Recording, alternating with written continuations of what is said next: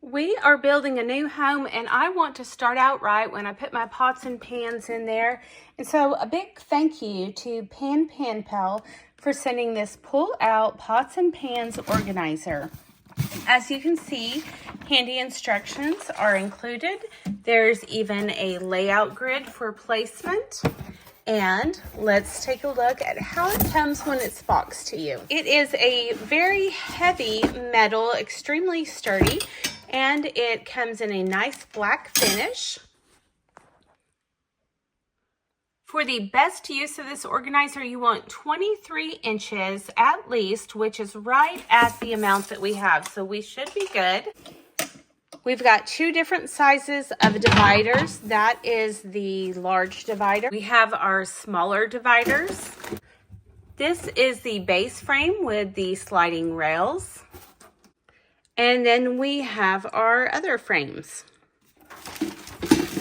All the screws that you need are included. There's 8 of one plus 2, I assume as extras, and then 4 of the other and plus an extra 2 there as well. Very thoughtful of them to send those because you never know when you're going to drop one down in a place where you can't get to them. So just grab your favorite screwdriver and get started. So I'm just going to align the holes from the base with the holes on the frame.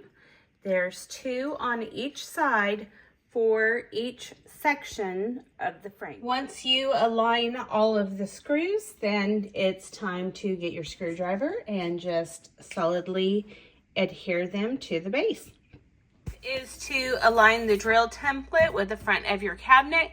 Make sure that the spacing is where you want it to be for your pots and pans, and then drill the designated spots as indicated by the sheet. I am going to wait to do this until my husband comes home, and I want to actually put it in place with my pots and pans first and really get a feel for it. The large divider goes in first. Between the gap here, there's a hole for mounting it. The next thing you will do is simply put the next size into place in the spacing that you want them. One thing I'm noticing that I love right away is that there is this slot for the handle of the lids to fit down into. Very convenient. So just pick out where you want your pieces to go and start installing them. And as you put each piece in, put more dividers in. And here is my pots and pans in there nice and neat. I decided to only put one lid in place as it's the main one that I ever use, but I think that this will really work great. Now that I know that it's where I want it, I can even scoot it over quite a bit.